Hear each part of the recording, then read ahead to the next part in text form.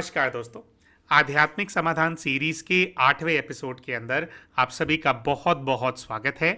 प्यारे दोस्तों, हमारे आज के इस एपिसोड के अंदर जिस भाई का काउंसलिंग का केस आप सभी के सामने हम प्रस्तुत करने जा रहे हैं, हमारे ये प्यारे भाई पिछले 3 वर्षों से अपनी छोटी सी बिटिया से मिलने का भरपूर प्रयास कर रहे हैं, लेकिन ना तो ये अपनी बेटी से मिल पाते हैं, न ही ये उनसे ठीक से बात कर पाते हैं, और न ही जो इनके दिल की जो इनकी ख्वाहिश है अपनी बेटी को अपने सीने से लगाने की, गले से लगाने की, वो भी ये पूरी नहीं कर पाते हैं। हमारे प्यारे भाई अपनी धर्म पत्नी से इनका तलाक हो रहा है, डिवोर्स के फेज से गुजर रहे हैं, और इसी वजह से पिछले 3 सालों से अपनी बेटी से ये ठीक से नहीं मिल पाए हैं। हालांकि इनको कोर्ट का एक ऑर्डर प्राप्त है कि अपनी बेटी से कुछ समय जो है ये बात कर सकते हैं, लेकिन ये बताते हैं कि इनकी वाइफ बेटी से उसी समय बात कराती हैं जिस समय बेटी सो रही हो, उसको नींद में से उठा करके बात कराती हैं। और वैसे ही 5 साल की बच्ची को इतनी कोई बहुत ज़्यादा समझ नहीं होती है, वो थोड़ा बहुत बोलती है, लेकिन उस वीडियो कॉल के दौरान भी जो है इनकी जो धर्मपत्नी है वो बहुत ज़्यादा इस प्रकार की डिस्टर्बेंस क्रिएट करती हैं कि ये ठीक से उसकी आवाज़ ना सुन पाएँ, ठीक से उससे बात ना कर पाएँ, ठीक से बच्चे की जो एक्सप्रेशंस है वो भी ना देख पाएँ। तो इस प्रकार की जो परिस्थितियां हैं वो इनकी जो वाइफ है इनके ये बाप और बेटी के बीच में जो है क्रिएट करती हैं, जिसको लेकर के भाई बहुत बहुत बहुत ज़्यादा दुखी थे। तो ये भाई काउंसलिंग कराना चाह रहे थे और भाई जानना चाह रहे थे कि इनको करना क्या चाहिए। ये भाई चाहते हैं कि जो इनकी बेटी है इनके साथ आकर के रहने लग जाए, किसी प्रकार से निर्णय जो है वो इनके फेवर में हो जाए। इसी की वजह से दोस्तों ये भाई जो है काउंसलिंग कराना चाहते थे। तो भाई का जो पूरा केस है दोस्तों वो पूरे विस्तार में आप सभी के सामने अभी हम प्रस्तुत करेंगे, लेकिन उससे पहले एक आवश्यक सूचना है, एक जानकारी है आप लोगों को हम वो देना चाहते हैं। प्यारे दोस्तों, जैसे कि आप जानते ही हैं कि अभी पीछे हमने एक वीडियो अपलोड किया था कि हम आप लोगों के जो मैसेजेस और कॉल्स आते हैं उनको अटेंड करने के लिए किसी रिसोर्स को हायर कर रहे हैं। दोस्तों, हमने एक भाई हैं उनको हायर कर लिया है, और लेकिन ये जो भाई हैं ये हमारी मदद करने के लिए दिन में केवल 3 घंटा ही उपलब्ध होते हैं, 3 घंटा ही अवेलेबल होते हैं। तो अगर आप लोग अपना कोई काउंसलिंग का सेशन या पास्ट लाइफ रिग्रेशन का आपका सेशन है या और भी कोई सेशन है जो आप शेड्यूल कराना चाहते हैं, आप हमें संपर्क करना चाहते हैं, तो आपको हमें संपर्क करना है मंडे से लेकर सैटरडे के बीच में, यानी सोमवार से लेकर शनिवार के बीच में 6 दिन ये भाई अवेलेबल होंगे। दोपहर 1:30 बजे से लेकर के 4:30 बजे शाम तक, ये जो 3 घंटे हैं, इसके अंदर अगर आप हमारे को कोई मैसेजेस भेजते हैं या आप हमारे को कॉल करते हैं तो इसके अंदर आपके जो मैसेजेस हैं उनका इंस्टेंट रिप्लाई मिलने के आपको चांसेस बहुत ज़्यादा हैं। हमें ये भी पता है कि बहुत सारे भाई बहनों ने काफ़ी समय पहले हमारे को रिक्वेस्ट्स भेजी थी, जैसे 15 दिन पहले, 20 दिन पहले, 25 दिन पहले, 1 महीना पहले, लेकिन उनकी रिक्वेस्ट्स के ऊपर ठीक से जवाब नहीं जा पाया। दोस्तों, आप जानते हैं कि हर समय हमारे पास 700 से 800 भाई बहनों की जो रिक्वेस्ट्स है वो पेंडिंग रहती है, क्योंकि पहले हम अकेले करते थे तो हम जवाब नहीं दे पाते थे। तो अगर आपने हमें संपर्क किया था लेकिन हमारी तरफ से आपके पास कोई जवाब नहीं आया था, तो भी आपसे हम हाथ जोड़ करके विनती करते हैं, रिक्वेस्ट करते हैं कि आप बुरा ना माने इस चीज़ का। आप अगर सोमवार से लेकर शनिवार के बीच में दोपहर 1:30 बजे से लेकर शाम के 4:30 बजे के बीच में अगर आप हमारे को व्हाट्सएप पे मैसेज डालेंगे तो आपको उसका जो रिस्पॉन्स है वो इंस्टेंटली आ जाएगा। एक और बात हम क्लैरिफाई करना चाहते हैं दोस्तों, जितने भी सेशंस हैं वो सेशंस हमने ही कंडक्ट करने हैं, चाहे वो काउंसलिंग हो, पीएलआर हो या और कोई हीलिंग का सेशन हो, वो सेशंस सारे हितेश भाई ही कंडक्ट करेंगे। लेकिन आपके क्वेश्चंस का आंसर देने के लिए एक दूसरे भाई हैं, वो हमारे यहाँ आ जाते हैं, हमारा फ़ोन उनके पास होता है। तो इन 3 घंटों के अंदर अगर आप अपना मैसेज भेजेंगे तो आपको इंस्टेंटली रिप्लाई मिल जाएगा। तो आइए दोस्तों, अब चलते हैं काउंसलिंग के केस की तरफ। तो हमारे ये प्यारे भाई अपनी जो इनकी धर्मपत्नी है उनसे ये अपनी पीएचडी के दौरान मिले थे। इनकी जो धर्मपत्नी है उन्होंने भी उसी कॉलेज के अंदर एडमिशन लिया था, वही क्लासेस वो करती थी जो क्लासेस ये करते थे अपनी पीएचडी के दौरान। ये जो भाई हैं ये पेशे से अभी तो एक साइंटिस्ट हैं, डबल पीएचडी भाई कर चुके हैं, पोस्ट डॉक्टरेट भी कर चुके हैं, और जो भाई का जो स्वभाव है, जो जैसे एक स्वभाव पता लगता है, नेचर पता लगता है व्यक्ति का, उनका जो एक आभा मंडल है वो फील होता है कैसे। तो भाई बहुत ही सरल स्वभाव के जो व्यक्ति हैं, और अगर बिल्कुल सिंपल भाषा में हम बोले तो एकदम भोला भंडारी होता है ना कोई, जिसको दुनिया की कोई समझ नहीं होती, जिस जिस जो सिर्फ पढ़ाई देखी है, जिसने किताबें देखी हैं, उसका ज्ञान अर्जित किया है, और उसके बेसिस पे बेचारा नौकरी कर रहा है बस। मतलब कमा कितना रहा है उस चीज़ की बात नहीं है, लेकिन एक होता है व्यक्ति की उसने भले ही पढ़ाई ना की हो, लेकिन व्यक्ति स्ट्रीट स्मार्ट होता है। जिस स्ट्रीट स्मार्ट होने का मतलब है जिसने इस दुनिया की गंदगी देखी होती है, और उसको समझ में आता है कि जो इस गंदगी में लिप्त लोग किस प्रकार से आपके जीवन के अंदर आते हैं और किस प्रकार से आपका फ़ायदा उठाते हैं, और किस प्रकार से ऐसे लोगों से बचना है, और दूसरा खुद दूसरे लोगों का फ़ायदा उठाना है ना। ऐसे व्यक्ति को बोलते हैं स्ट्रीट स्मार्ट, है ना। तो वो ये भाई जो है बिल्कुल भी नहीं है, चतुराई नहीं है भाई के अंदर, ज्ञानी आत्मा है, चतुराई बिल्कुल भी नहीं, अंश मात्र भी भाई के अंदर नहीं दिखाई दी। और भाई के साथ इतना कुछ इनके जीवन के अंदर हो गया, लेकिन जो प्रश्न थे इनके भाई के, हमें ऐसा लगा कि ऐसा कैसे हो सकता है कि आप इतने ज्ञानी व्यक्ति, इतने पढ़े लिखे हैं, एटमॉस्फेयर के ऊपर शोध कर रहे हैं, बंजर ज़मीन जहाँ पर पूरे भारतवर्ष में है वहाँ वर्षा कैसे कराई जा सकती है और कैसे वहाँ का इकोसिस्टम मैनेज किया जा सकता है, उसके ऊपर आप शोध कर रहे हैं। उसके ऊपर आपने बहुत सारा एकम्प्लिशमेंट भी किया है अपनी लाइफ के अंदर, और इतना ज्ञानी व्यक्ति, उसको ये बेसिक सी चीज़ समझ में नहीं आई कि कैसे उसका फ़ायदा उठाया जा रहा था, कैसे कदम कदम पे उसका फ़ायदा उठाया गया है, और आज भी उसको कैसे मैन्युपुलेट किया जा रहा है, इस बेचारे व्यक्ति को इसकी समझ नहीं है। इसीलिए हमने कहा जो ये प्यारे भाई हैं पूरी तरह से भोले भंडारी। तो भाई ने बताया कि जो इनकी धर्मपत्नी है वो इनसे इनकी पीएचडी के टाइम पे मिली। तो उसके अंदर कुछ ऐसा हुआ कि शायद हमने तो पीएचडी की नहीं है, लेकिन शायद उसके अंदर कुछ ऐसा होता है कि लोग ग्रुप्स में भी काम करते हैं, एक दूसरे की रिसर्च के अंदर मदद करते हैं, किस तरह से पेपर को लिखना है, किस तरह से पेपर को प्रेजेंट करना चाहिए, उसके अंदर एक दूसरे की मदद करते हैं। तो ये बताते हैं कि मैं बहुत ही ब्राइट स्टूडेंट था, और जो इनकी वाइफ हैं वो इनकी इस ब्राइटनेस से बहुत ज़्यादा प्रभावित थी, और वे अक्सर अपने असाइनमेंट्स के अंदर, अपने जो उनको प्रेजेंटेशंस होती थी, जो थीसिस उनको लिखनी होती थी, उसकी दिशा कैसे होनी चाहिए, किस चीज़ को उठाना चाहिए, किस चीज़ के बारे में ज़्यादा फोकस करना चाहिए, इन सब चीज़ों के ऊपर वो जो ये भाई हैं इनसे बहुत ज़्यादा मदद लेती थी, जिसकी वजह से भाई बताते हैं कि मेरी धर्मपत्नी बहुत ज़्यादा प्रभावित थी।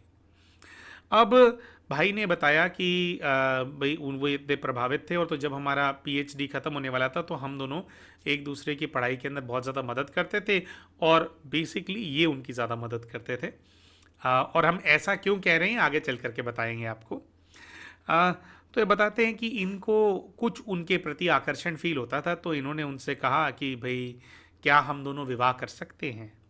और अब भाई से जब हमने पूछा कि भाई आपने जो विवाह का प्रस्ताव रख दिया उस बहन के सामने, और उस बहन ने उस विवाह के प्रस्ताव को एक्सेप्ट भी कर लिया कि हाँ भाई मैं तुमसे विवाह कर लूँगी, उसके लिए तैयार हूँ, तो ये आपने किस आधार पे किया, मतलब आपको कैसे पता लगा कि ये जो बहन है इनसे आपकी बहुत अच्छी बनेगी, क्या आप दोनों की बॉन्डिंग बहुत अच्छी थी, और मतलब आप लोग क्या क्या करते थे साथ में। जैसे कोई भी जो प्रेमी जोड़ा होता है उसके अंदर क्या होता है कि प्रेमी जोड़ा क्या घूमने फिरने जाता है, उनके कॉमन इंटरेस्ट होते हैं। देखिए पढ़ाई तो इन दोनों का कॉमन इंटरेस्ट था, दोनों पढ़ने वाले बच्चे थे, ठीक है, लेकिन और भी कई सारे कॉमन इंटरेस्ट होते हैं कि हम दोनों को मूवी देखना पसंद है, या किसी प्रकार की एक जैसी मूवी देखना पसंद है ना, या घूमने फिरने का दोनों को शौक है, या खाने पीने का दोनों को शौक है, और एक प्रकार की चीज़ें खाने पीने का शौक है।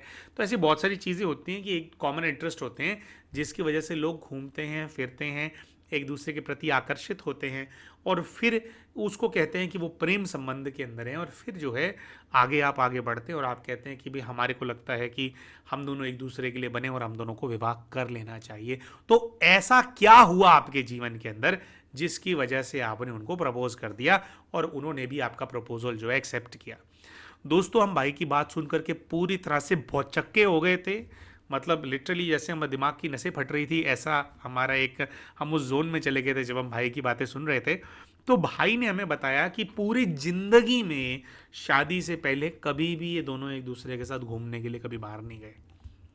ये बताते हैं कि मैं इतना पढ़ाकू था, मतलब मेरे पास तो और हमारा वो भी था पीएचडी, मैं बहुत सिंसियर था, वो था।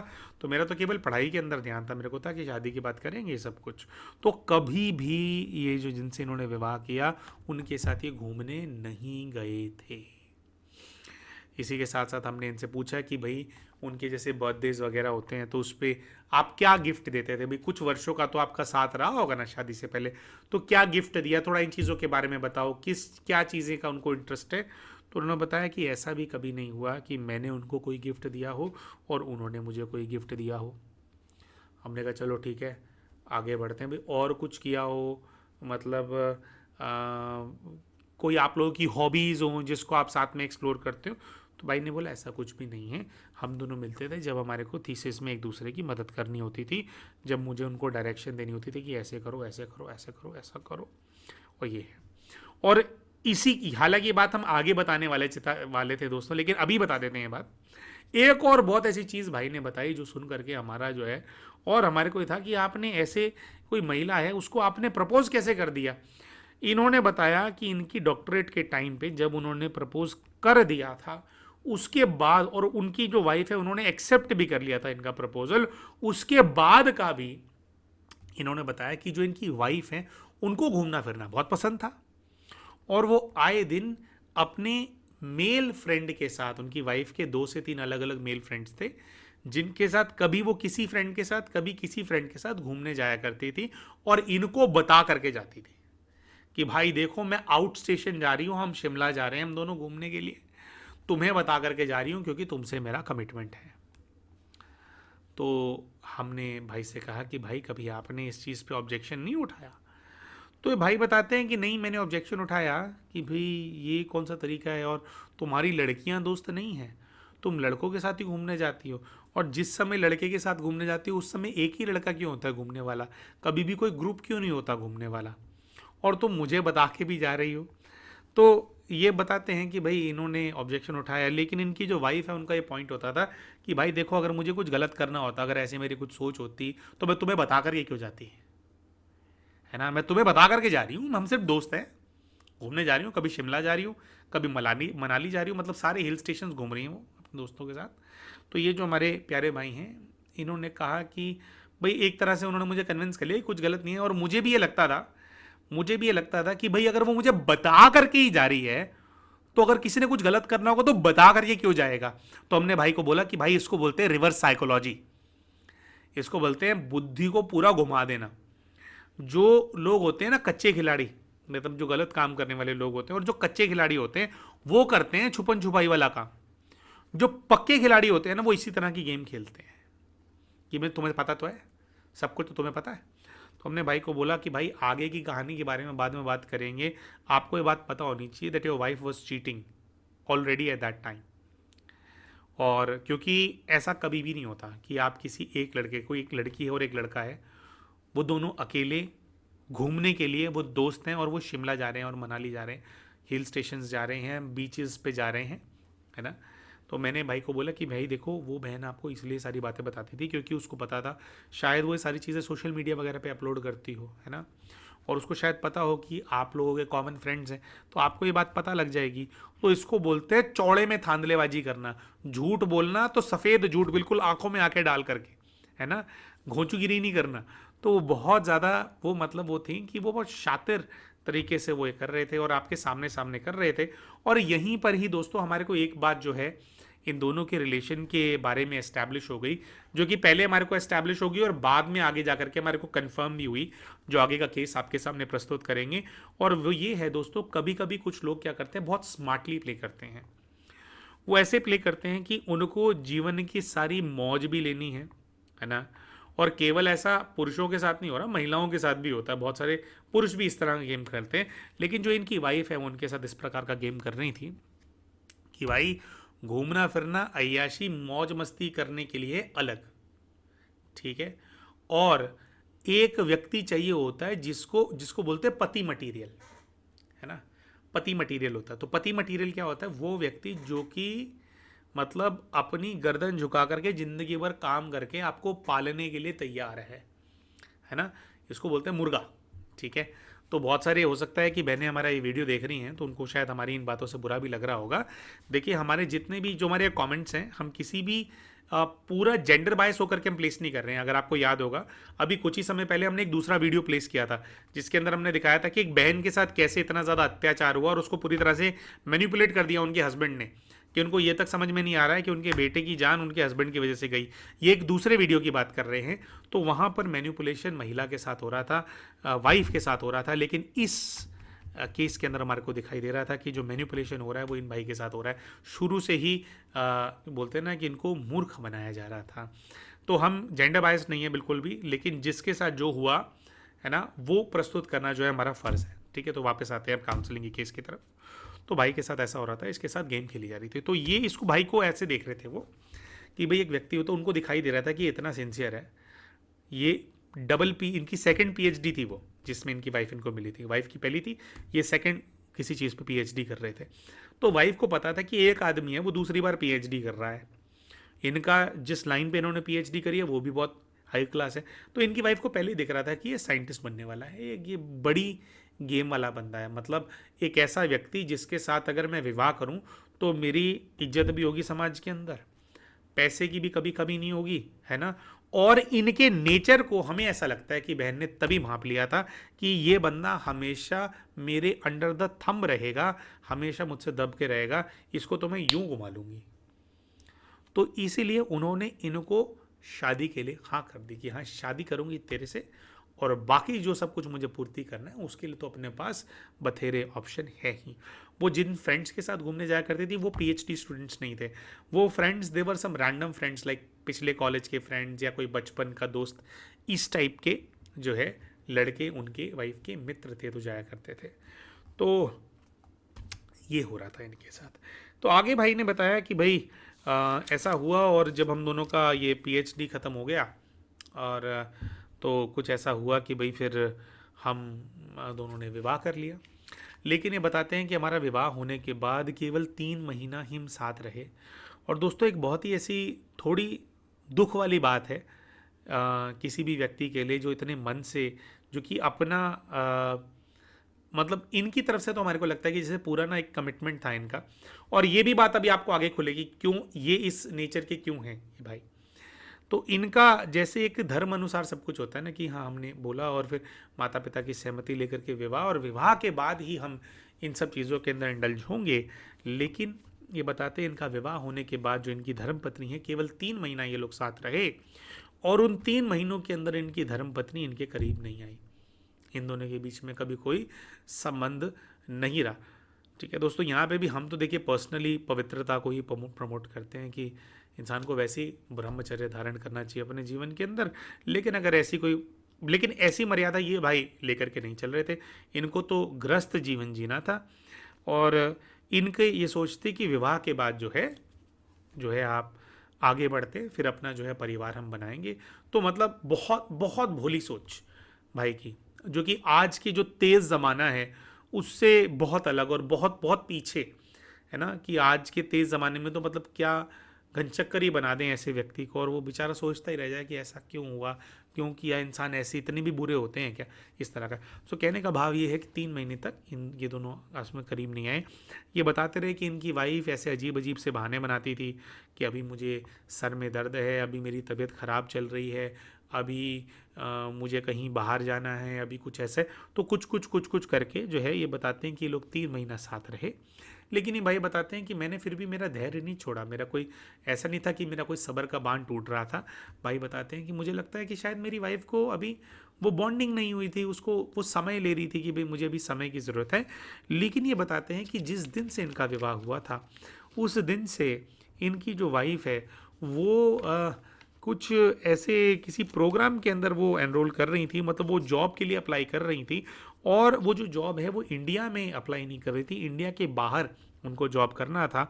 और ऐसे ही ऑस्ट्रेलिया के अंदर इनकी जो वाइफ है, क्योंकि उन्होंने भी पीएचडी किया हुआ था, तो उनको ऑस्ट्रेलिया के अंदर एक जॉब की जो है अपॉर्चुनिटी आई। और 3 महीने इनके होने वाले थे शादी के जब इनकी वाइफ ने इनको बोला कि वो ऑस्ट्रेलिया जाना चाहती हैं, क्योंकि उनका जो वहाँ पे जो है पैसा अच्छा है। तो भाई ने यहाँ पे अपनी वाइफ को कहा कि भाई हम दोनों के बीच में बात हुई थी कि हम साथ में रह करके जो है प्रोग्रेस करेंगे, ठीक है। तो या तो अगर तुम बोलो तो मैं भी वहीं पर कुछ अपना जॉब वगैरह देख लेता हूँ, मैं यहाँ वाली जॉब नहीं करता, मैं वहाँ पे जॉब देख लेता हूँ। तो इनकी वाइफ जो है उन्होंने इनको मना कर दिया कि नहीं नहीं, तुम वहाँ पे जॉब मत देखो, तुम्हारी यहाँ पे जो जॉब है वो बहुत ही हाई पेइंग जॉब है, तुम बहुत अच्छा पैसा कमा रहे हो, और इस जो तुम्हारा फील्ड है वो भी ऐसा है कि उसके अंदर बहुत ज़्यादा जॉब्स अवेलेबल नहीं है, पता नहीं वहाँ पे क्या होगा कैसे होगा, तो तुम यहीं करो, लेकिन मुझे तो जाना है। तो ये बोलते हैं भाई कि मैं अपनी वाइफ को बहुत ज़्यादा कन्विंस करता रहा, लेकिन वो नहीं मानी। उन्होंने अपना जो वीज़ा वगैरह जो अपनी सारी फॉर्मेलिटीज़ पूरी करी और वो इनको छोड़ करके ऑस्ट्रेलिया चली गई। अब ये बताते हैं कि इस चीज़ को लेकर के फिर ये बहुत ज़्यादा परेशान रहने लगे। इन्होंने ऐसा सोचा कि भाई ये हुआ क्या मेरे साथ कि हम दोनों साथ ही नहीं रह रहे हैं। अभी एक प्रकार से जो है ये भाई बताते हैं कि मेरे को जो बेचैनी थी वो भोग वासना को लेकर के नहीं थी, क्योंकि भोग वासना की पूर्ति करने के लिए भाई बताते हैं कि भाई मैं इतने पैसे कमाता था, ये सब चीज़ें मुझे पता है, आज की जो पतित दुनिया है उसके अंदर प्राप्त करना कोई मुश्किल नहीं है, लेकिन ये बताते हैं मुझे भोग वासना का वो नहीं था, लेकिन मुझे ये था कि मैंने एक महिला से विवाह किया है। विवाह किस लिए करता है इंसान, की आपस में कंपेनियनशिप हो, चलो वो चीज़ हम नहीं भी सोचते, लेकिन हमारा एक दूसरे के साथ हो, हम एक दूसरे के साथ बैठे, हम चाय पिए, बात करें, जब काम से वापस आए तो दुख सुख बांटने के लिए हों, है ना। तो ये जो भाई है इनका माइंड चल रहा था दुख सुख बांटना, दुख सुख बांटना, दुख सुख बांटना, सहज बात करना, और तमीज़ से बात करना। दुख सुख एक्चुअली बात क्या है, हमें ऐसा लगता है कि जो इनकी वाइफ है जो इनको छोड़ करके उनको ऑस्ट्रेलिया की जॉब इसलिए चाहिए थी क्योंकि इनका नेचर था दुख सुख बांटने का, और वाइफ का जो नेचर था वो कहीं ना कहीं मेरे को नज़र आ रहा था कि मौज मस्ती करने का नेचर था, उनको मौज मस्ती करनी थी, और वाइफ को ये क्लियरली नज़र आ रहा था कि ये वो बंदा नहीं है जो मौज मस्ती करा पाएगा, क्योंकि मौज मस्ती कराने वाली भाई की एनर्जी है ही नहीं, है ना। लेकिन दोस्तों देखो पूरे केस के अंदर ना हमारे को जो हमें जो चीज़ ठीक नहीं लगी वो ये था कि देखिए दो व्यक्ति हो सकते हैं, दो व्यक्ति का अपना अपना उनका नेचर हो सकता है। अगर किसी व्यक्ति का मौज मस्ती करने का नेचर है तो देखो ये उनकी अपनी पर्सनल मर्जी है, इसके अंदर ऐसा कुछ नहीं कि भैया आप गलत हो, लेकिन अगर आपका ऐसा है तो अपने किसी पर्सनल लालच के चलते या अपनी पर्सनली अपने आप को सिक्योर करने के चलते आपको दूसरे व्यक्ति को फंसाना नहीं चाहिए। अगर आपको दिख रहा है कि भैया he is not your type, तो आपको शादी नहीं करनी चाहिए। खुद भी तो आप पीएचडी कर रहे हो, अच्छा पैसा आप कमा ही लेते, मतलब ऐसी क्या आपको सिक्योरिटी चाहिए थी, है ना। तो ये नहीं करना चाहिए था, दोनों का अपना अपना नेचर है। ये तो बात साफ दिख ही रही थी कि इन दोनों की आपस में नहीं बनने वाली थी, बहुत दिक्कत होने वाली थी। बहरहाल तो ये बताते हैं कि मैं समय समय पर जो है जो वाइफ है उनको मैसेज डालता रहता था, फ़ोन वो उठाती नहीं थी, मैसेज डालता था, ईमेल लिख देता था उनको कि भाई आप आ जाइए, मतलब ऐसे ऐसे है, तो वो बहुत इनको स्टर्न रिप्लाई दे देती थी कि भाई मैं यहाँ पे आई हूँ सेट होने के लिए, मैं ये सब सुनने के लिए थोड़ी आई हूँ। तो ये बताते हैं कई वर्षों तक इनकी वाइफ जो है ऑस्ट्रेलिया से आई ही नहीं। तो इन्होंने जो अपनी जो इनकी जो सासू माँ है उनके सामने ये बात रखनी शुरू करी कि भाई मेरे को दिक्कत है, मतलब आए दिन ये बताते हैं कि अपनी सासू माँ के सामने ये जो प्रॉब्लम है ये रखते थे। तो अब ये बताते हैं कि शायद इनकी जो सासू माँ है वो इनकी वाइफ को फ़ोन करती होंगी, तो इनकी सासू माँ जब भी इनसे बात करती थी वो इनसे कहती थी कि बच्चे तुम दोनों मिल करके ना एक बच्चा कर लो, तुम दोनों मिलकर के ना एक बच्चा कर लो सब कुछ ठीक हो जाएगा, तुम दोनों मिलकर के एक बच्चा कर लो सब कुछ ठीक हो जाएगा। तो ये भाई बताते हैं कि मैं उनको कहता था कि मम्मी अगर वो मेरे साथ आकर के रहेंगी तो आगे बच्चा होगा, या ऐसे टेलीफोन से ही बच्चा हो जाएगा, है ना। तो हम साथ में होंगे तो परिवार आगे बढ़ेगा ना, वरना कैसे होगा। तो ये बताते हैं कि इनकी सासू माँ जो है जो चीज़ इनकी सासू माँ का ये बताते हैं कि वो इनको बस ये करती थी कि बेटा कोई बात नहीं कोई बात नहीं, वो थोड़ी ऐसे ना थोड़ी ऐसे वो गुस्सैल नेचर की है, ऐसा है बेटा कोई बात नहीं समझ जाएगी, समय के साथ वो जो है समझदार हो जाएगी, समय के साथ जो है वो समझदार हो जाएगी। लेकिन दोस्तों हमारे को जो क्लियरली पूरे केस में समझ में आया इनकी जो वाइफ है वो कंप्लीट नार्सिसिस्ट पर्सनैलिटी की एक लेडी है। नार्सिसिस्ट पर्सनालिटी के लोग वो होते हैं दोस्तों जिनको जो इतने ज़्यादा सेल्फ सेंटर्ड होते हैं कि उनको अपने अलावा दूसरों की जो भावनाएं हैं उनकी कोई कदर नहीं होती, दूसरों की भावना उनको कभी समझ में नहीं आती, जो कभी दूसरों से ना सॉरी फील करते, सॉरी फील ही नहीं कर पाते, वो उनको लगता है कि दुनिया सिर्फ उनके लिए और उनको ही सब कुछ चाहिए, जितने भी रिश्ते उनके जीवन के अंदर हैं वो उनको देने के लिए हैं। तो कंप्लीट नार्सिसिस्ट पर्सनालिटी इनकी वाइफ की जो हमारे को लग रही थी। लेकिन ये भाई बताते हैं कि कहीं ना कहीं जो इनकी सासू माँ है, उनका फ़ोन जो है इनकी वाइफ उठाती थी रेगुलरली, मेरा नहीं उठाती थी। और इनकी सासू माँ जो इनको बोलती होंगी ना कि तुम एक बच्चा कर लो, तुम एक बच्चा कर लो, वही राग वो अपनी बेटी को भी देती होंगी कि तुम कर लो कर लो कर लो कर लो। तो ये बताते हैं कि इनकी वाइफ जो है फाइनली उन्होंने डिसीजन लिया, वो अपनी ऑस्ट्रेलिया की नौकरी छोड़ करके इंडिया आई। और वो आई तो पहले दिन से ही उन्होंने झगड़ा करना शुरू कर दिया। पहले ही दिन से उन्होंने कहना शुरू कर दिया इनको, जैसे वो आई ना साथ में रहने लगी, तो पहले दिन से उन्होंने शुरू कर दिया, तुम्हारे को बच्चा चाहिए ना, आओ तुम बच्चा कर लो, तुम्हारे को बच्चा चाहिए ना, आओ तुम बच्चा कर लो। तो मतलब शी इज़ लाइक, तो इन्होंने बताया कि भाई जी मुझे इतना अजीब फील होता था कि मेरी वाइफ बिल्कुल वो कह रही है कि बस तुम अपना ये जो काम है, ये जो शारीरिक भोग वासना वाला जो काम है, बस तुम इसको करो, तुम इसको निपटाओ, तू बच्चा ले ले बस। तो ऐसे करते थे। तो ये कहते हैं कि मैं हिचकता था इस चीज़ के अंदर कि ऐसे थोड़ी होता है, मतलब कि भाई आप एक, वो होता है कि भाई मैंने हमारे परिवार के, हम दोनों ने शादी करी है, इसीलिए मैं चाहता हूँ कि आप मेरे साथ रहो, और मैंने तो आपको कहा कि मैं यहाँ से छोड़ के मैं ऑस्ट्रेलिया आ जाता हूँ, आप उस चीज़ के अंदर भी राजी नहीं हो, तो अभी आप ऐसे क्यों बिहेव कर रहे हो। लेकिन ये बताते हैं कि इनकी जो वाइफ हैं, मतलब घर में आई तो शायद इन्होंने गलती कर ली उनको बुला करके, इनको ऐसे ही तलाक ले लेना चाहिए था। ये बताते हैं कि आ करके वो ऐसे बहुत ज़्यादा एग्रेसिव रहने लग गई, बहुत ज़्यादा इनको परेशान करने लग गई। और वो मतलब इनके साथ ऑब्वियसली फिजिकली इंटीमेट होने लगी, लेकिन उनका ये था कि this was a duty thing, ठीक है, कि करो ख़त्म करो करो ख़त्म, तुझे बच्चा चाहिए ना तो बच्चा ले बस, तुझे बच्चा चाहिए ना तो बच्चा ले बस। तो ये बताते हैं कि 1 महीने के अंदर जो है जब इनकी वाइफ आई तो वो प्रेग्नेंट हो गए, उन्होंने गर्भ धारण कर लिया। और उसके बाद ये बताता है, उसके बाद भी नहीं, उसके पहले भी ये बताते हैं कि इनकी जो वाइफ है उन्होंने इनको एक बहुत ही अलग तरीके से टॉर्चर करना स्टार्ट कर दिया। दोस्तों ये भाई ऐसा बताते हैं कि मैं जो हूँ, मैं शुद्ध शाकाहारी हूँ, और ये अपना बताते हैं कि हमारा जो परिवार है उसके अंदर हम लोग जो है लहसुन प्याज खाना भी अवॉइड करते हैं, सात्विक भोजन जो है वो हम करते हैं। और जो मेरी वाइफ हैं ये बताते हैं उनको जो है नॉनवेज खाना बहुत ज़्यादा पसंद है। तो ये बताते हैं कि इनकी वाइफ जैसे ही वापस आई तो उन्होंने पहले ही दिन से जो कलेश करना शुरू किया, उसके अंदर उन्होंने ये कलेश करना शुरू किया कि मुझे नॉन वेजिटेरियन फूड खाना है। तो पहले तो ये बताते हैं कि मैंने 1-2 बार उनको मना किया, बट फिर वो कहते हैं कि उनकी वाइफ ने बोला कि भैया देखो मैं खाती हूँ, तुम नहीं खाते, तुम्हारी प्रॉब्लम है, मुझे तो खाना है ना। तो ये भाई ऐसा बोलते हैं कि मैं इस बात को, मैं पढ़ा लिखा हूँ तो मैं इस बात को समझ गया कि हाँ हो सकता है कि भाई मेरे मॉरल कॉम्पस के ऊपर ये चीज़ सेट नहीं बैठती कि भाई मुझे नॉनवेज खाना चाहिए, लेकिन वो खाना चाहती है तो ये उसकी चॉइस है।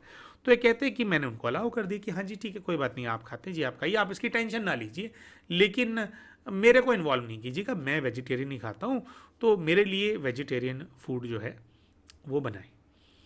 अब ये बताते हैं कि इनकी वाइफ जो है उन्होंने इस चीज़ से साफ इनकार कर दिया। उन्होंने कहा कि भैया देखो, मैं अपने लिए एक ही बार खाना बनाऊंगी, तुम्हें ये खाना है तो खाओ, और नहीं खाना तो तुम अपने खाने की व्यवस्था जो है अपने आप करो। अब ये बताते हैं कि मेरे को ये बात भी समझ में आ गई, चलो कितना करेगी, बेचारी प्रेग्नेंट भी हैं तो कितना करेंगी वो। तो ये कहते हैं कि इस चीज़ को देखते हुए मैंने कभी भी उनको फोर्स नहीं किया।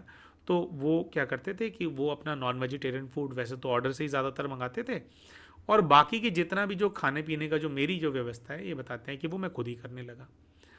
अब थोड़े समय के अंदर ये बताते हैं कि इनकी वाइफ ने इनको फोर्स करना शुरू कर दिया कि जो नॉनवेज है ना वो तुम लेकर के आओगे। ये बताते हैं कि भैया मेरी तो पैरों के तले ज़मीन खिसक गई, मैंने तो, मेरे को तो ऐसा लगता है कि ये घोर पाप है, अक्षम्य अपराध है ऐसा करना। तो मेरे तो वो नहीं हो, तो मैंने अपनी वाइफ से बहुत, मैंने उनसे थोड़ा वो बोला, कह रहे झगड़ा वगड़ा भी किया कि भाई तुम मुझे क्यों कह रही हो लेकर के आने के लिए। तो इनकी वाइफ ने इनके ऊपर प्रेशर बनाना शुरू किया कि भाई मैं प्रेग्नेंट हूँ, इस हालत में मैं तुम्हारा जो पेट में तुम्हारा जो बच्चा मेरे पेट में पल रहा है उसको संभालूँ या जा करके नॉनवेज खरीदने के लिए जाऊँ, तो तुम जाओ। ये बताते हैं कि मैंने अपना जो भी है अपनी मर्यादाओं को छोड़ करके वो भी करना शुरू कर दिया, लाना शुरू कर दिया। ये बताते हैं कुछ ही दिनों के अंदर इनकी वाइफ ने एक और रिक्वेस्ट करनी शुरू कर दी, एक और चीज़ के लिए प्रेशर करना शुरू कर दिया। इनकी वाइफ ने कहना शुरू किया कि देखो तुम नॉनवेज लेने के लिए जाओगे, इनको नॉनवेज के लिए मार्केट में भेजेंगे। वाइफ बोलती थी कि तुम वीडियो कॉल करोगे, वीडियो कॉल करके मुझे दिखाओगे जो चिकन तुम ला रहे हो या फिश जो तुम ला रहे हो वो तुम मुझे दिखाओगे। मतलब बोलते टाइम भी हमारे को भी थोड़ा वो लगे क्योंकि हम भी शाकाहारी भोजन करते हैं। तो उन्होंने बताया कि तुम दिखाओगे, मैं चूज़ करूँगी कि कौन सा मुर्गा जो है उसको हलाल किया जाएगा। तुम वीडियो कॉल पे मुझे दिखाओगे, ये मैं जो अप्रूव करूँगी तुम उसको अपने सामने कटवाओगे और कटवा करके फिर तुम लेकर के आओगे और वो खाऊंगी मैं। तो ये कहते हैं कि भाई जी मेरी वाइफ ने जो ये सारी चीज़ें की मेरे साथ, वो जैसे मुझे ना अंदर से पूरी तोड़ रही थी। जो मैं नहीं करना चाहता था वो करने पे मुझे मजबूर कर रही थी। तो ये बताते हैं भाई जी मैं ही जानता हूँ कि अपने रिश्ते को बचाने के लिए कैसे मैंने इस चीज़ को स्वीकार किया। ये कहते हैं कि मैं हर दूसरे दिन जो है जाता था और वो दिखाता था उनको वीडियो, और वो बताती थी और जिस भी मुर्गे को बोलती थी कि हाँ करो, उसको अपने सामने कटते हुए देखता था और मुझे बहुत तकलीफ होती थी। तो ये बताते हैं कि भाई जी मैं बहुत ही ज़्यादा जो है इस चीज़ से परेशान चल रहा था।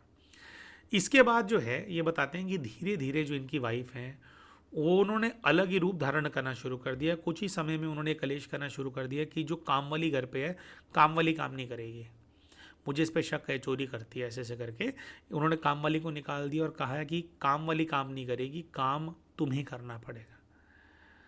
तो इन्होंने कहा कि भाई मैं काम करूँगा, मतलब अच्छा इनका इस टाइम पे जॉब चल रहा था और जिस तरह का इनका प्रोफाइल है बहुत डिमांडिंग जॉब है ना, और इनकी जो रिस्पॉन्सिबिलिटीज़ है बहुत क्रिटिकल रिस्पॉन्सिबिलिटीज़ है, उसके साथ ये हल्के में नहीं ले सकते क्योंकि कुछ बहुत डेवेस्टेटिंग हो सकता है अगर ये उसको हल्के में ले।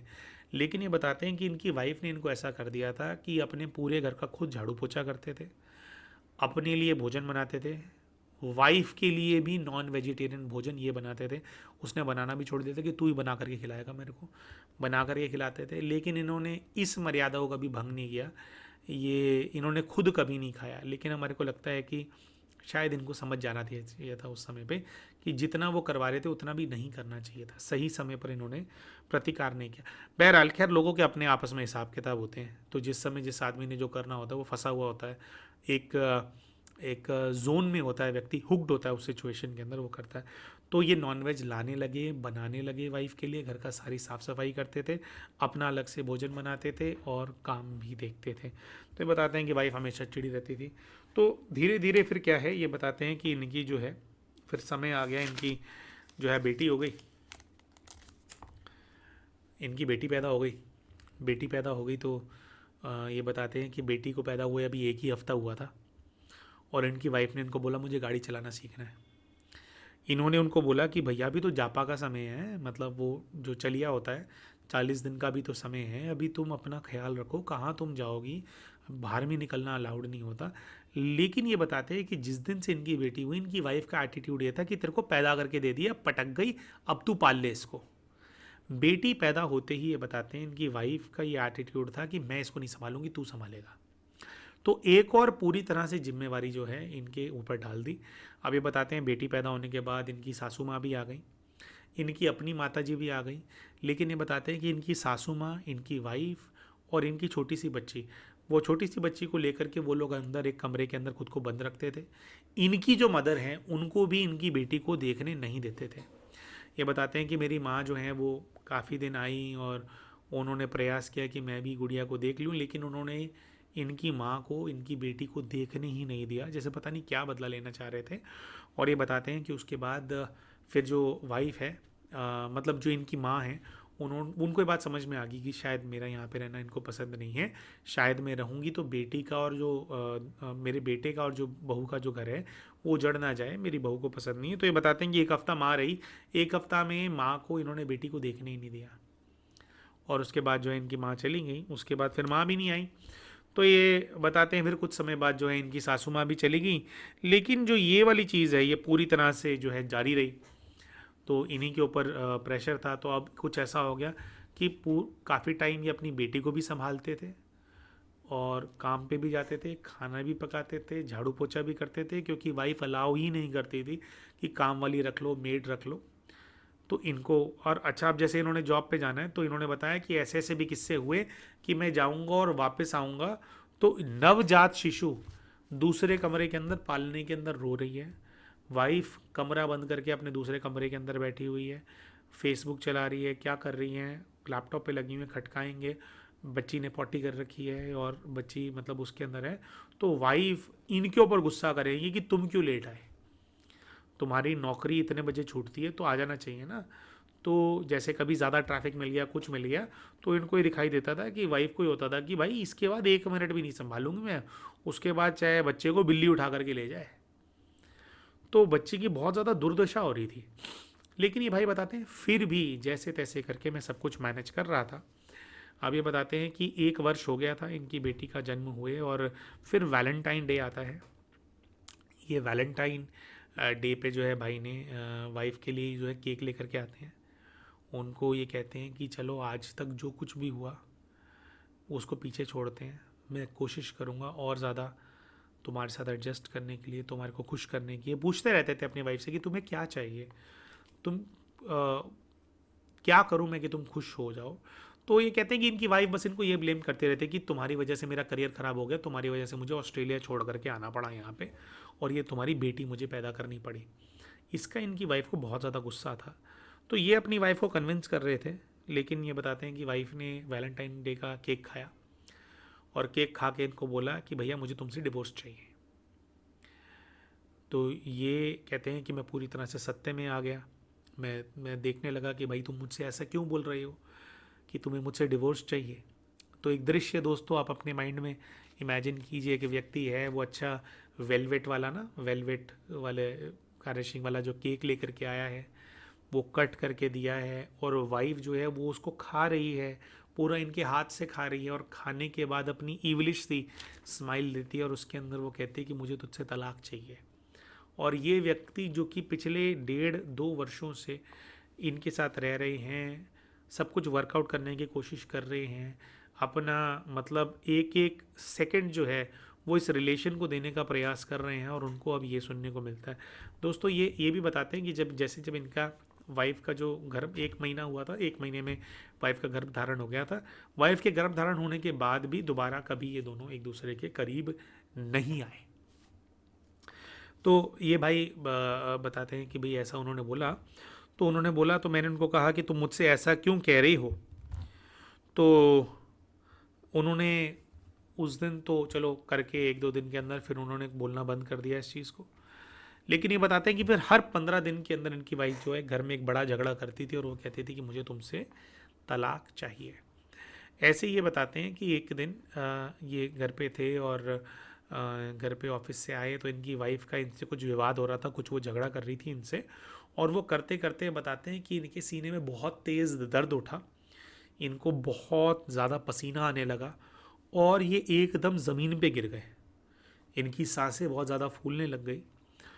तो ये बताते हैं कि इनकी वाइफ जो है इनको देख रही है, ये ज़मीन पे गिर गए हैं, पसीना छूट रहा है, सांसें फूल रही हैं, और ये कह रहे मुझसे आवाज़ भी नहीं निकल पा रही थी, मुझे सुनाई देना भी कम हो गया था, मैं बोल भी कम पा रहा था।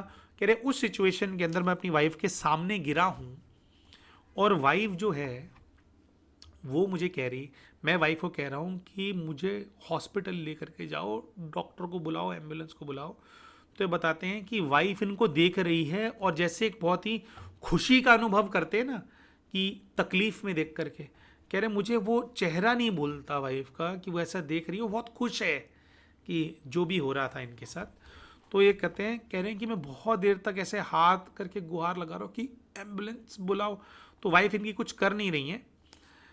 ये बताते हैं कि फिर इनको एक आवाज़ सुनाई देती है कि हॉस्पिटल जाना है तो गाड़ी की चाबी ले और खुद ले जा। इनकी वाइफ ने गाड़ी की चाबी इनकी तरफ फेंकी और कहा कि खुद चले जा, अपना इलाज कराना है।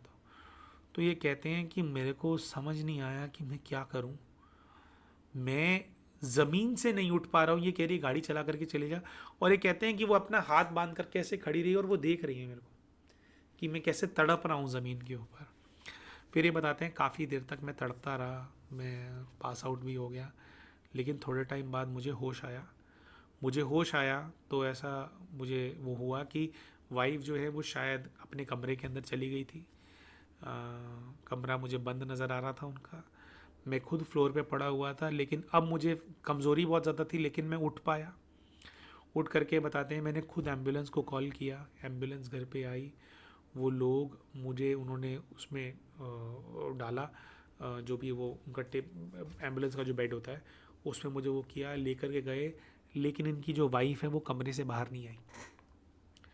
तो ये हॉस्पिटल पहुंचे तो उनको पता लगा कि इनको माइनर हार्ट अटैक आया था, लेकिन अभी ये जो है स्टेबल हो चुके थे। ये कहते हैं कि उस दिन मुझे ये बात समझ में आई कि ये जो मेरी वाइफ है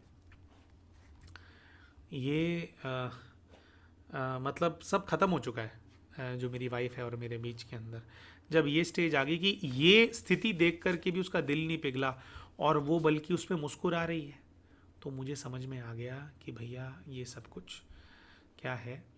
और फिर ये बताते हैं कि जब मैं ठीक होकर के हॉस्पिटल से कुछ दिनों बाद आया घर पे, तो मेरी वाइफ को पता चल चुका था कि मैं ठीक हो गया हूँ, और वो घर छोड़ करके बेटी को लेकर के जा चुकी थी।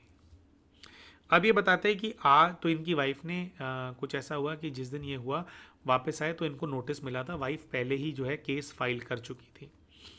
तो ये बताते हैं कि तब से जो है वाइफ अलग रह रही हैं, कोर्ट के अंदर केस चल रहा है। कह रहे शुरू में तो 1-2 साल तो उन्होंने मेरी बेटी की शक्ल मुझे देखने नहीं दी, फिर कोर्ट ने ऑर्डर किया कि आप फादर को जो है बेटी को देखने से मना नहीं कर सकते, तो जो बेटी है उनको ये देख लेते हैं। तो फिर वही जो शुरू में हमने प्रॉब्लम बताई कि उस समय पर बात कराएंगे जिस समय बच्ची नींद के अंदर है, और पहली वो केवल 5 साल की बच्ची है। तो अम, तो अब ये भाई बताते हैं कि भैया मेरी बेटी और मैं जो, हमें ऐसा दिख रहा था कि जो इनकी बेटी से नहीं मिल पा रहे हैं, इसकी वजह से आज ये बहुत ज़्यादा तकलीफ़ के अंदर है।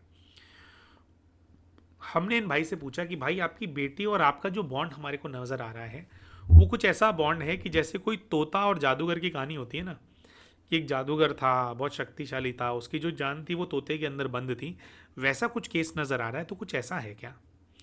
तो बताते हैं हाँ। इन भाई ने ऐसा भी बताया कि वो जानबूझ करके इनकी बेटी को फ़ोन पे इनके सामने रुलाती भी हैं, कुछ कुछ करती हैं जिससे कि मैं उस चीज़ को देखूं और मुझे तकलीफ़ हो। तो बिल्कुल ये वाला केस है।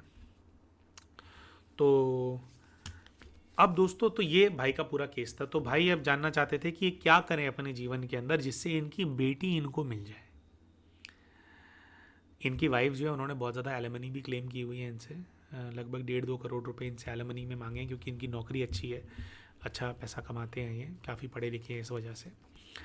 तो ये भाई बताते हैं कि भाई जी मेरे पास इतने पैसे भी नहीं हैं, मेरी नौकरी अच्छी है, लेकिन कमाया ख़त्म हुआ, और कह रहे इन्हीं को मेंटेन करने का बहुत ज़्यादा खर्चा था, तो मैं कैसे ही एलिमनी को दूंगा, और मेरी बेटी भी मेरे को नहीं मिल पाएगी। ये कहते हैं कि मुझे कुछ ऐसा रास्ता बताओ कि जिससे मेरी बेटी मुझे मिल जाए। तो दोस्तों, हमारी जो फाइंडिंग्स थे, जो पूरे सेशन के दौरान हमने भाई को समझाया, वो कुछ ये सारी चीज़ें समझाई। एक तो हमने भाई को समझाया कि भाई जो आपका रिश्ता शुरू से ही था, पहली चीज़ जो आपको समझने की ज़रूरत ये है कि आपका जो रिश्ता शुरू से था वो शुरू से ही एक ट्रांजैक्शनल रिश्ता था। जिन इमोशंस को लेकर के, जिन जिन इमोशंस को देख करके एक लव मैरिज होती है, वो वाली बात आपके रिलेशन में कभी भी नहीं थी।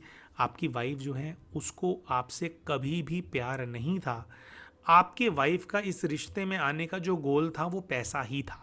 उनको ये पता था कि ये व्यक्ति अच्छा पैसा कमाएगा, मुझे अच्छा जीवन दे पाएगा, कैसे भी करके, मतलब उनकी नज़र, चाहे आपके साथ रह करके अगर वो आपको पूरी तरह से मैनिपुलेट कर पाते हैं, या अगर वो मैनिपुलेट नहीं कर पाई हैं और आपसे अलग हो गई है, तो अभी भी उस लेडी का शुरू से ही गोल था अपनी सिक्योरिटी, और जिसके अंदर पैसा एक मुख्य जो चीज़ थी, जिसको देख करके उन्होंने आपसे शादी करी। प्रेम उनको आपसे कभी भी नहीं था। भाई को काफ़ी देर हमने ये बात समझाई। भाई इस चीज़ के ऊपर बहुत ज़्यादा वो कह रहे थे कि ऐसा कैसे हो सकता है कि लोग इतने ज़्यादा इमोशनलेस कैसे हो सकते हैं और क्या हो सकता है।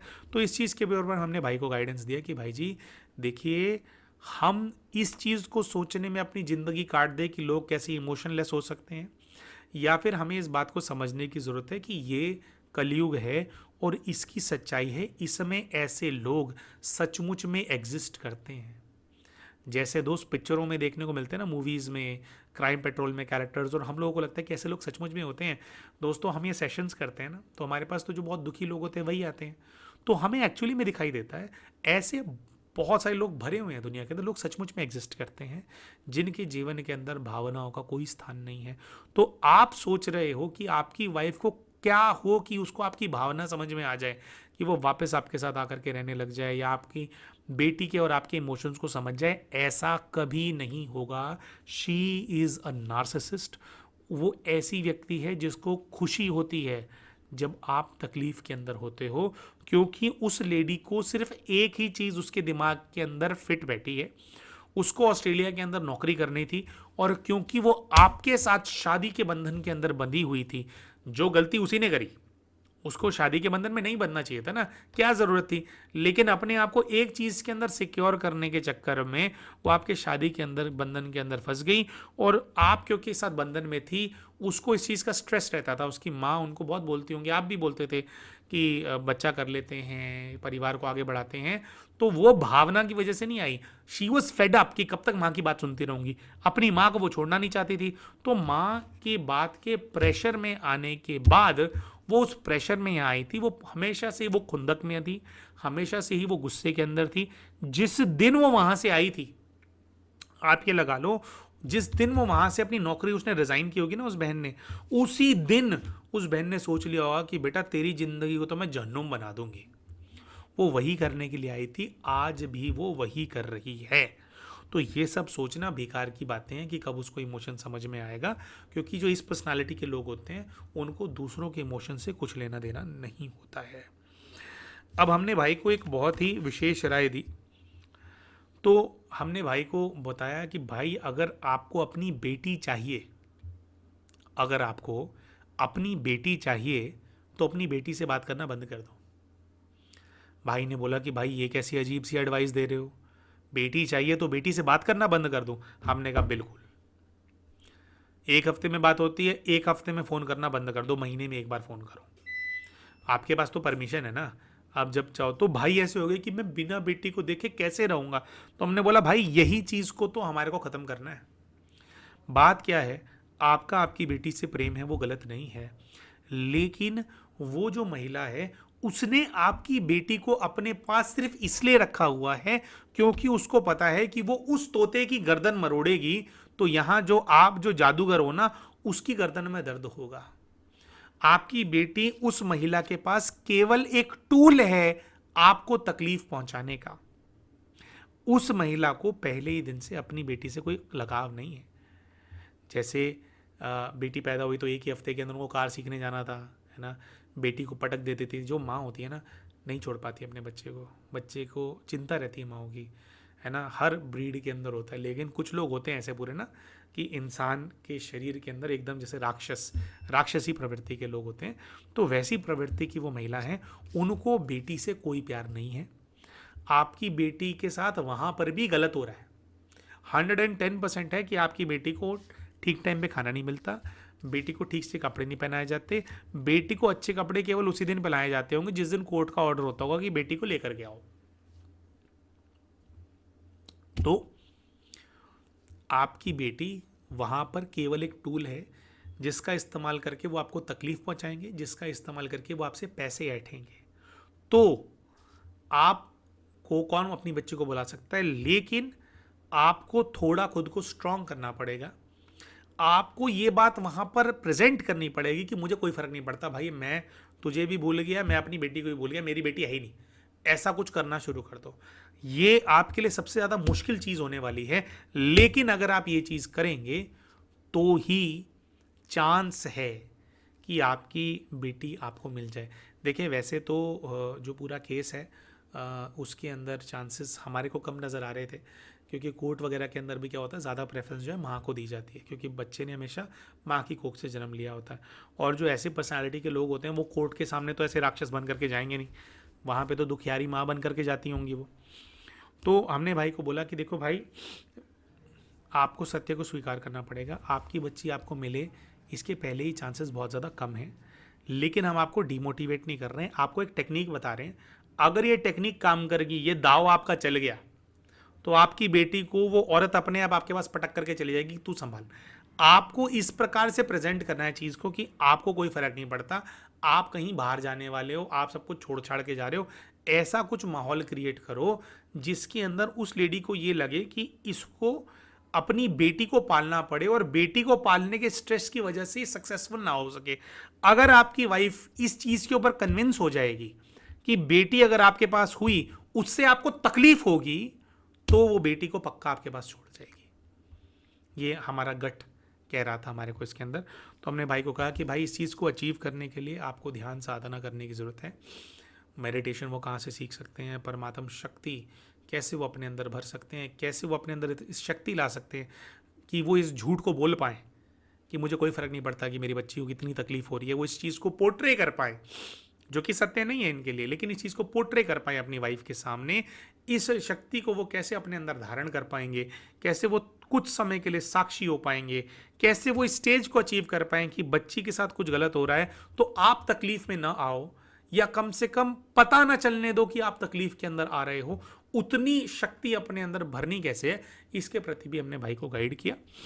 तो हमने कहा कि अगर आप ये चीज़ उनको कन्विंस कर लोगे कि आप भी जो हो बिगड़ गए हो, आप भी जो हो वो शरीफ इंसान अब नहीं रहे, आपने भी अपने अंदर से भावनाएं ख़त्म कर ली हैं, अगर आप इस चीज़ के ऊपर उन लोगों को कन्विंस कर लोगे तो आपकी बेटी के आपके पास आने के जो चांसेस हैं वो बहुत ज़्यादा बढ़ जाएंगे। प्यारे दोस्तों, वीडियो में कमेंट करके आप हमारे को ज़रूर बताइएगा कि जो राय हमने भाई को दी, आपको क्या लगता है कि राय हमने सही दी, या क्या और राय इस भाई को दी जा सकती थी। अपने कमेंट्स के माध्यम से आप हमारे को ज़रूर बताएं। वीडियो पसंद आया हो तो वीडियो को लाइक करना ना भूलें। चैनल अभी तक सब्सक्राइब नहीं किया तो चैनल भी सब्सक्राइब कर लो, और वीडियो में जैसे हमने बोला कमेंट करके ज़रूर बताएं। मिलते हैं आप सभी के साथ अपने अगले वीडियो के अंदर। नमस्कार।